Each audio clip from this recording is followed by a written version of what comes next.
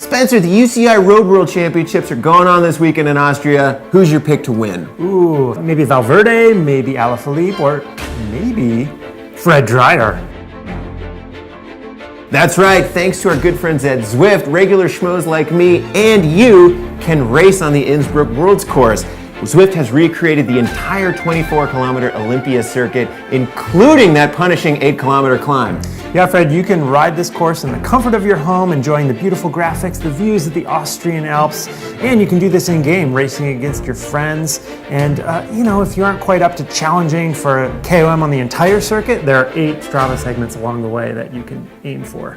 Spencer, how do you think I'm gonna fare on those Strava circuits? If you work really hard, Fred, maybe you'll qualify to race Worlds for Eastern Kyrgyzstan or some sort of minor team like that. Well, for more information, go to Zwift.com, and thanks to Zwift for sponsoring this week's episode of the show. Let's get on with the show. Oh, that's gotta hurt. Ellen's okay, guys. She is okay. Is she okay? She's okay. She got second place. That's okay. You're tuned into the VeloNews Show. I'm Fred Dreyer here with Spencer Paulson. Spencer, the UCI Road World Championships are going on this weekend on a course that is built for the climbers. What can you tell me about this course in Innsbruck, Austria? Fred, it's got one long extended climb on this 24-kilometer circuit, 8 kilometers, fairly steady. Here's the kicker, though. For the men's race, they'll do a different lap on the final circuit that includes a very steep hill climb for the final ascent. That looks very steep. So let's go through some of the favorites, talk about why this man could win and why he could not win. All right.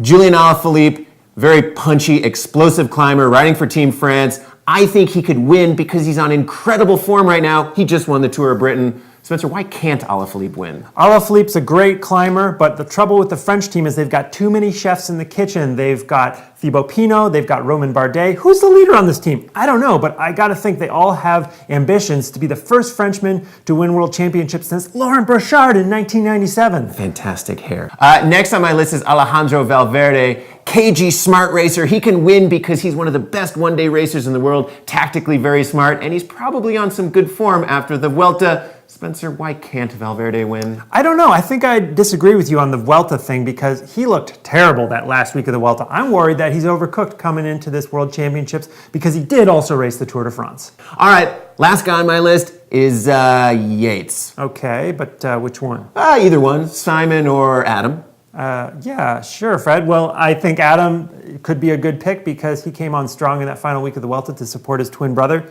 in his first Grand Tour win. But, Simon, coming off that big win, he's got to have some confidence, and I'd imagine he'd be a great pick as well. I like the Yates brothers too, but I wonder if they lack the explosive climbing ability needed to attack on that steep course, or the ability to out-sprint someone should a small group come to the finish. I would be a little more worried about their sprinting talent. Now, Spencer, in the women's race, we have an even more challenging dynamic to talk about because of the women in orange, the Dutch. They're so dominant this year. My question is, can anyone take them down on this course? My question is, What is Holland?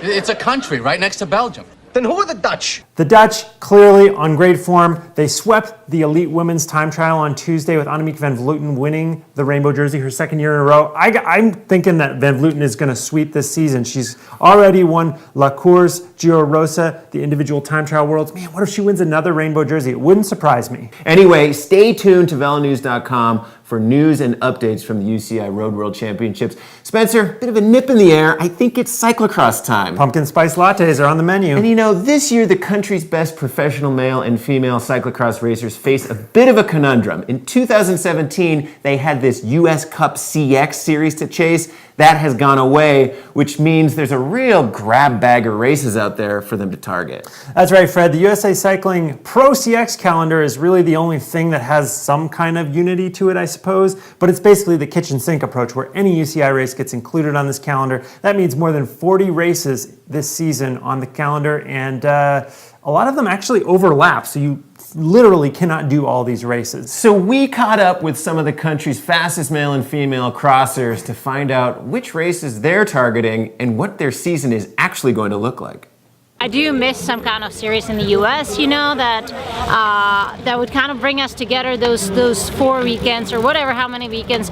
It's not like a prize money driven, series driven thing in North America anymore. It's kind of mostly based on points. So I think most people are gonna go back to not chasing points, but strategizing points. You have some weekends that are overlapping, so when I make a calendar or create a schedule, I'm always trying to make it something I can go from race to race to race and have it be kind of easy. Nationals, Pan Ams, and those races. So I kind of figured Pan Ams, everyone's going to be there. The C1s, and most people are going to be there. It's going to be partially like logistics for our team as well as what I want to do for the season. It's a lot of travel.